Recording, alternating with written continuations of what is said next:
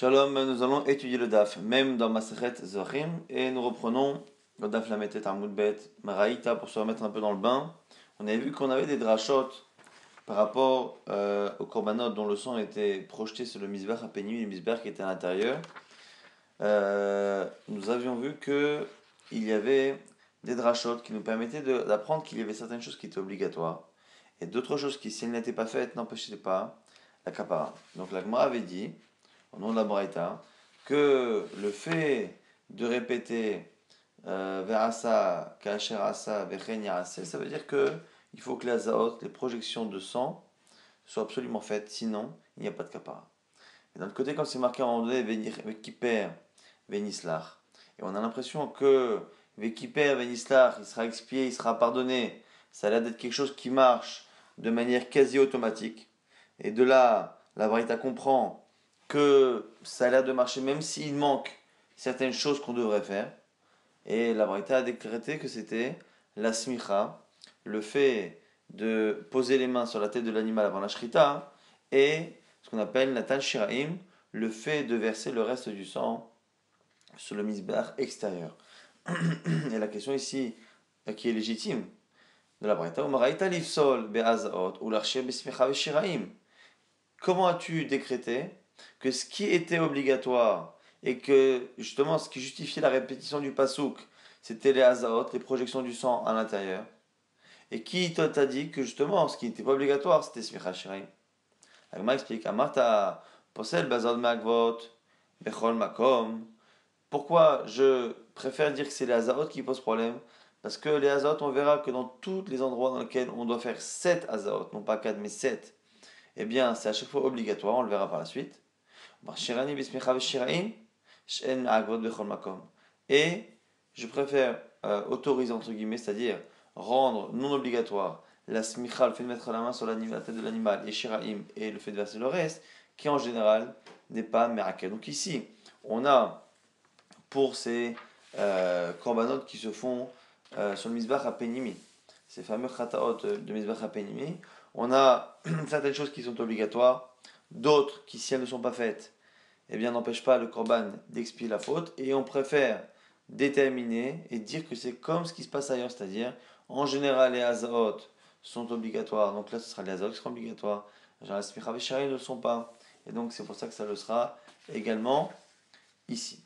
La Gemara, au passage, on dit Amali eni ela matan sheva shemavot bechol makom echa. Amarav papa bepara benegaim. Quand est-ce qu'on a dit bechol makom? En tout endroit, les hazaot qui sont faites 7 fois sont obligatoires. C'est dans la para, dans la vache rousse, lorsque on cherche à purifier quelqu'un qui a été impurifié au contact d'un mort. Et negaim, celui qui a contracté une plaie de tsara. Je vais vous dire rapidement les versets au sujet de la vache rousse, c'est marqué Veza el nochar pene oel moed midama shever permim. Il projettera de son sang sur le oel moed 7 fois, et au sujet du celui qui est la négat sarat, Vehiza min hashemen be'ezbaro shever permim lifne Hashem, et il projettera de l'huile avec son doigt shever permim lifne Hashem 7 fois devant Akadosh Baruch Hu. Et donc on a bien ici ces 7 azaot, et non on sait que par là-bas sont obligatoires. Et donc disons aussi que les azaot si du mizrach hapenimi sont obligatoires, c'est smicha veshiraim qui ne le sont pas si on ne l'a pas fait. Au passage, maintenant la Gemara pose une autre question dans la Braïta, Matan Arba Minaïn. D'où on sait que Matan Arba, que le sang qui est projeté aux 4 coins du misbeh, c'est Merakev, Tamulomar Ken Yarase. Donc c'est ce fameux verset, Versa la part, Kasha Asa le parahatat, Ken Yaraselo. Vechiper alem akoem venislach alem. Maintenant la Gemara se pose une question. Maï shina matan sheva nechtivan uchvilan. Matan arbanami ktivan uchvilan. La Gemara se pose la question. On a déterminé quelques instants que dans Paradouma, dans la vache rousse, et dans Negaim, à chaque fois c'était obligatoire, et très souvent c'est obligatoire. Pourquoi? Parce que c'est marqué à 2 reprises. Et ici, la Gemara se pose la question, pourquoi ici, pour les 4 fois, c'est également marqué à 2 reprises, que je relis le verset. Ve'asa, il fera. La part ka'asher asa, comme il l'a fait. Donc il y a déjà 2 fois. Ve'asa, ka'asher asa. Et après, quand on dit kenya asa, ainsi il fera. Cette fois, c'est la troisième fois, donc c'est marqué au présent, au passé, et à la fin au futur. Donc la Gemara pose la question, pourquoi finalement ici avons-nous besoin de marquer l'expression faire 3 fois et 2 fois ne suffit pas? Amar Bemialon Itzrecha, et là les Rabbi Shimon. Première proposition, pourquoi pour ces projections du sang de ces chataot là, à Penimeot, qu'on a dit donc par Elem Davar, par Kohen Mashiach, par et Saïr de Yom Kippourim, pourquoi cela il faut marquer 3 fois? On nous dit que c'est selon Rabbi Shimon d'Etania. Car Rabbi Shimon nous dit Lema la Omer Keren, Karnot, Shtaim, Lema ta Omer Keren, Karnot, Shtaim. Lui dit qu'en réalité, le nombre de coins sur lesquels on doit projeter le sang n'est pas marqué réellement dans le même korban. C'est marqué par rapport au korban qui est apporté par le Kohen Mashiach, par le Kohen Gadol, c'est marqué Karnot. Donc Karnot, c'est les coins. Les coins, un minimum de pluriel, c'est 2. Mais on ne sait pas qu'il y en a 4. C'est marqué au sujet du par et Elem Davar, du Tzibour, le korban qui est apporté pour la faute faite par un Tzibour à cause d'un enseignement trompeur du Beddin. Dans ce cas, c'est marqué aussi Keren Karnot. Donc Karnot, c'est les coins, c'est marqué au pluriel, au lieu de Keren, qui aurait dû être au singulier. Donc de là, on apprend qu'il y en a 2 coins dans le Kohen Mashiach, 2 coins dans le par et à Elem Davar. Mais comme on fait un Hikesh entre les deux, au final, on apprend qu'il y en a 4. Ce qui veut dire qu'en réalité, dans aucun des korbanot penimiot, c'est marqué qu'il y a arba keranot, qu'il y a marqué 4 coins.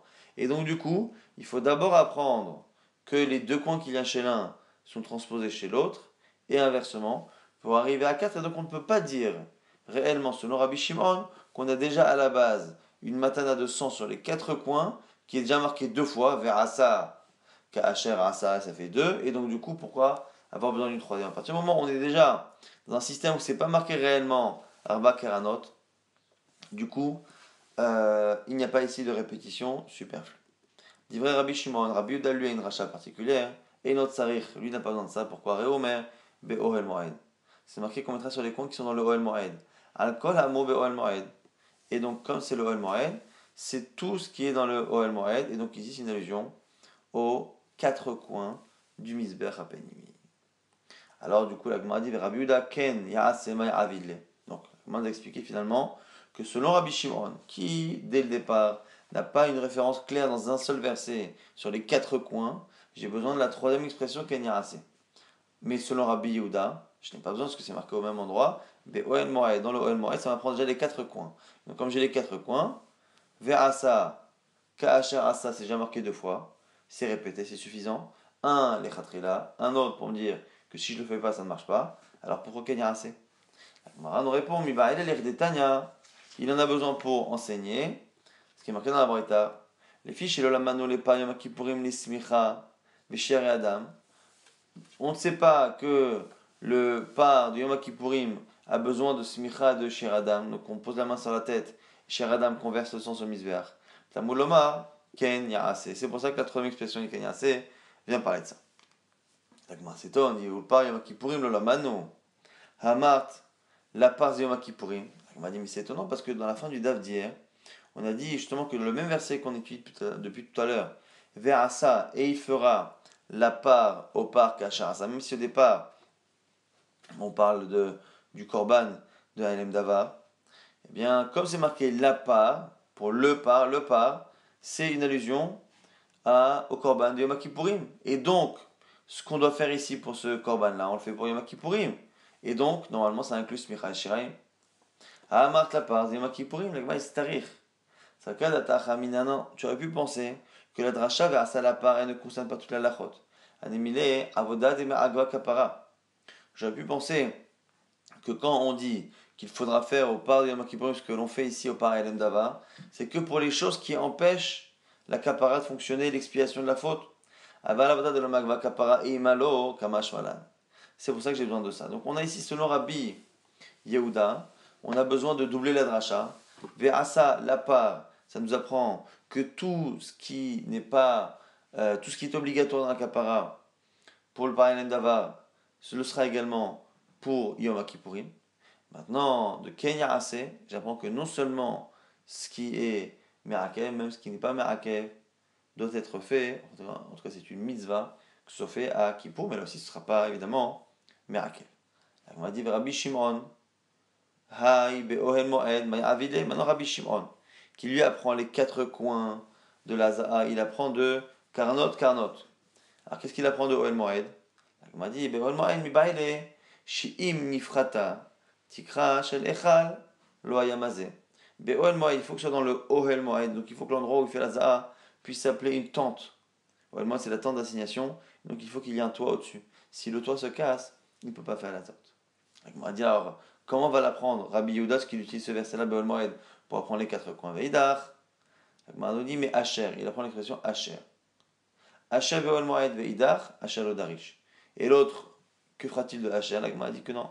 Selon lui, Asher fait partie de l'expression que dit Torah Kishon Ben Adam. Et donc, du coup, il n'y a pas de raison de faire une dracha.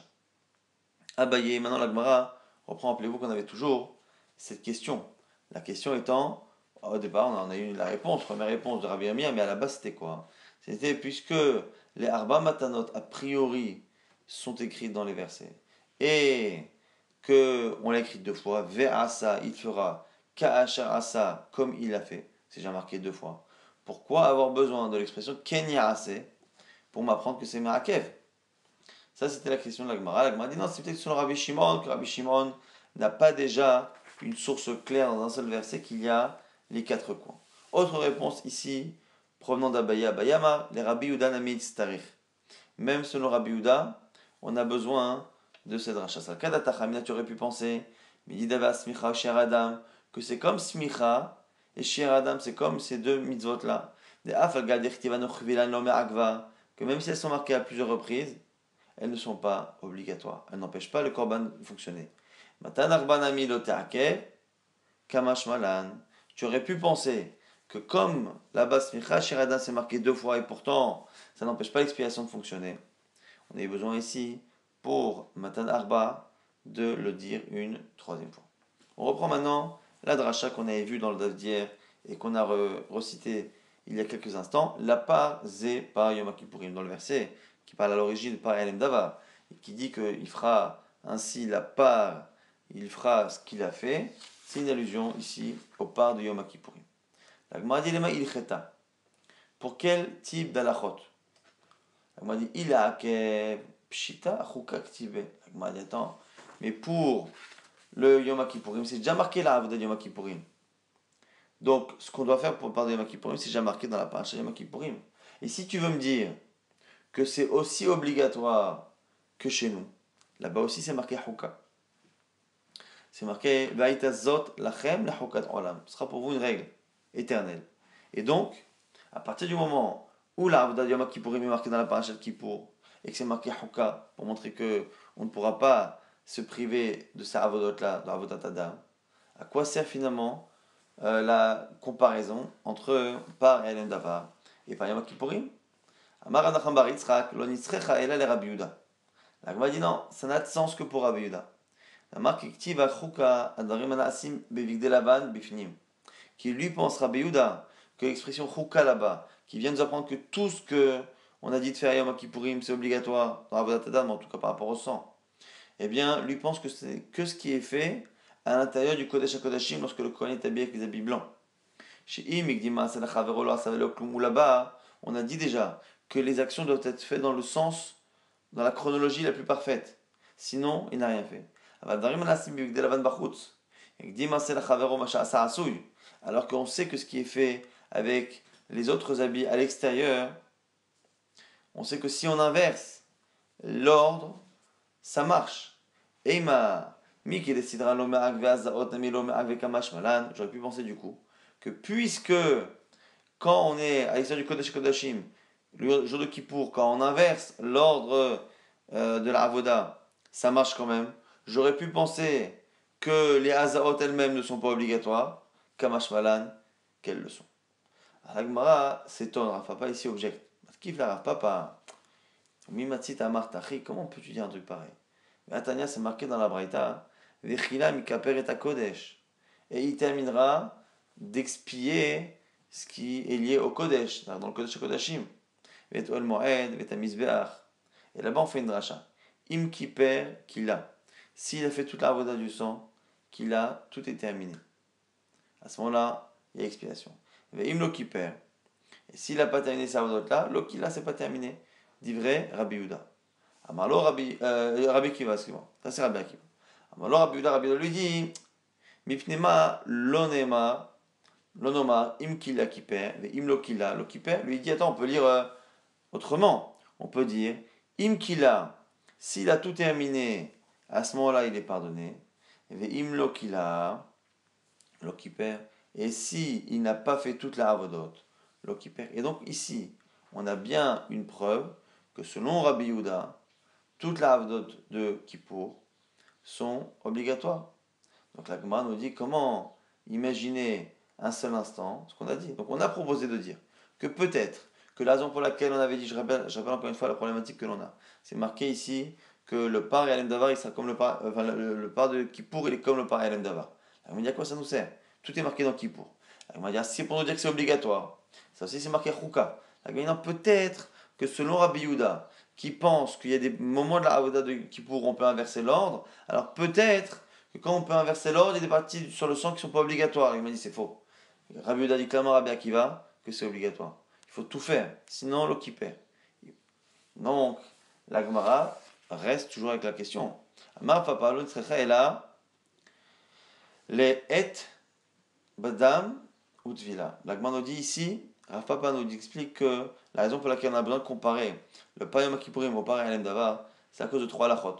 La halakha qu'on appelle et, qu'on appelle dam, qu'on appelle tvila. On apprend finalement des trois mots. Il y a trois mots qui sont marqués dans un verset, et ces trois mots-là nous permettent, donc je voulais le verset Tana Kohen Minadam Al-Kanot Mizbach Ketorat Asamim, il mettra là-bas le Kohen, le sang, sur les coins du Mizbach Ketorat Asamim, du Mizbeach de Ketoret dans lequel on met l'encens habituellement, mais là il mettra le sang, l'Ifnei Hashem devant Dieu, Asher Be'oel Moed, qui est dans le Oel Moed, Ve'et, et, ici c'est et ici qui est important, Kol Damapar Yishpor, El Yesod Mizbach Haola, Asher Petach Ohel Moed. Donc on a ici et, on a l'expression aussi dam, et on a l'expression aussi vetaval. Donc on a dans ces versets-là trois choses. Et la Gemara nous explique quelles sont ces trois halachot. Et amar avacha bayakol nisrecha et la leachir amin shebe'etzba. Quand on dit là-bas le verset et, c'est pour nous dire que même s'il a une blessure sur le doigt, qui fait écran entre son doigt a priori et le sang, ça marche. Et ça vient rajouter ce cas-là.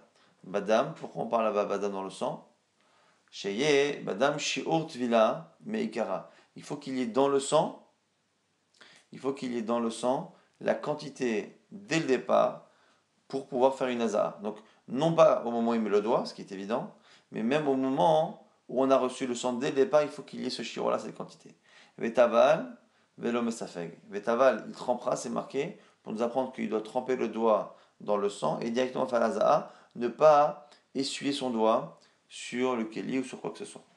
La Gemara nous explique maintenant pourquoi on a besoin de vetaval et de badam.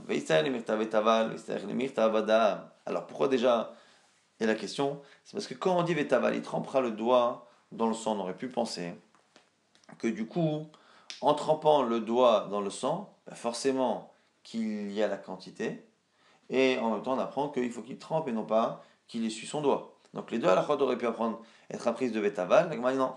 De i katav hamana vetaval, si elle écrit que vetaval, j'aurais dit qu'il faut qu'il y ait la quantité de sang au moment de la haza, mais pas forcément au moment où on récolte le sang. Katav hamana badam. C'est pour ça qu'on a dit badam dans le sang avec une certaine quantité. Et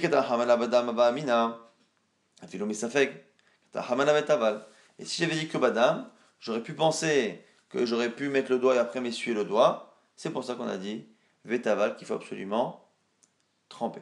Et donc, c'est comme ça que Rav Papa nous explique qu'à partir du moment où on a ces trois halachot là qui sont particulières, hein, et, dam, utvila, qui à la base sont dans le pas elem davar, d'où je sais que ces halachot là sont aussi dans les Makipourim alors qu'elles ne sont pas marquées clairement dans les Makipourim, de l'expression la part. Ve'asa la part, ka'achar asa le parahatat, avec Asa, la part, la Braïta nous a dit que ça venait nous apprendre, nous transposer la Chod de Yom Kippourim. C'est pas venu être Me'akev, comme a proposé Rav Nachman bar Yitzhak, parce que, en tout cas, Rav Papa a objecté à cette logique.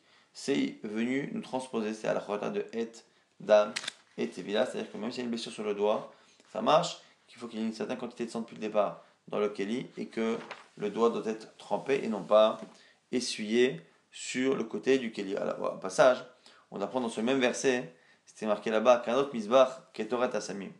On parle là-bas du misbach, le misbach sur lequel on jette le sang, on l'appelle le misbach Ketoret Asamim, le misbach de l'encens. Alors pourquoi mentionner ici l'encens alors qu'on est en train d'expliquer que sur ce misbach on met du sang?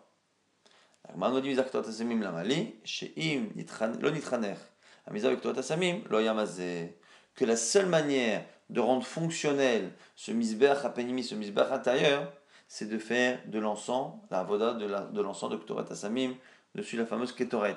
Si on ne fait pas la Ketoret dessus, le misbech n'est pas caché pour faire justement la avoda. Donc on voit ici que c'est ça qui permet d'être Mekadesh, de sanctifier ce misbach. C'est pour ça qu'au moment où on projette le sang, on continue de l'appeler misbach Ketoret Asamim. La Gemara nous apporte une braïta. Et la braïta, selon la Gemara ici, a l'air plus d'être dans la lecture de Rav Papa que de Rav Nachman bar Yitzhak, encore une fois, sur la question que vient nous apprendre l'expression la part. Tania Kivaté de Rav Papa. Ve'asa kasha, c'est marqué dans le verset Ve'asa, il fera kasha comme il l'a fait. Matamuloma, la part. Pourquoi dire la part? Les rabot payom kippurim, le chol mashamo ba'inyan. C'est pour nous transposer, pour le part de Kippour, transposer tout ce qui est marqué dans cette paracha. Tout ce qui est marqué dans cette paracha, on le transpose à Yom Kippourim. Amar Rabbi Ishmael nous dit, Kalvachomer, c'est un Kalvachomer. Uma, bimkom shelo ushva korban les korban. Si déjà, dans une situation où les korbanot ne sont pas de la même espèce, Ishva ma'asim le ma'asim, les actions qu'on fait pour l'un et pour l'autre sont pareilles. Comme chez Ishva korban les korban, dans le cas où c'est le même type de korban, un par. Et nous dit chez Ishva ma'aseh les ma'aseh, c'est évident que les deux actions seront les mêmes. Donc ici, on verra dans le dab de demain, c'est quoi les cas de lo ushva korban les korban, mais en tout cas, il estime qu'il y a des actions qui sont les mêmes, alors que les types d'animaux ne sont pas les mêmes. Donc là, ici, quand on passe de par Elem Davar à par Yom Kippourim, qui sont ici les mêmes animaux, a fortiori que ce qui est marqué chez l'un et chez l'autre, et donc j'ai pas besoin de l'expression la part. Et nous dit, chez Shvema, c'est les maasé. Et la matamoloma, la part, c'est par Elem Davar Tzibou, les parts, c'est par Kohen Mashiach. Ici, Rabbi Shmuel propose autre chose. Il dit, comme c'est marqué deux fois les parts, une fois la part, une fois les parts. Donc c'est marqué vers Asa la part, Kasha Asa les parts à Hatat. Une première fois pour apprendre par Elem Davar. Vous allez me dire, mais c'est ça le sujet déjà. Donc comment on peut dire que ça parle de ça? On verra dans le DAF de demain exactement ce que ça veut dire. Mais en tout cas, lui nous dit que la part et les parts, ça ne va pas dire Yom Kippourim, ça parle de par Elem Davar et par Kohen Mashiach. En tout cas, on voit que selon Rabbi, quand c'est venu nous dire que tout ce qui est marqué ici, c'est bien venu nous apprendre toutes les halachot de par Elem Davar et Yom Kippourim, a priori ça va comme Rav Papa. C'est-à-dire que c'est pas venu nous apprendre que c'est Me'akev, c'est venu nous apprendre des halachot. Et lesquels, a priori, c'est Et, Dam et Tevila, que les autres sont déjà marqués dans la paracha de Yom Kippourim.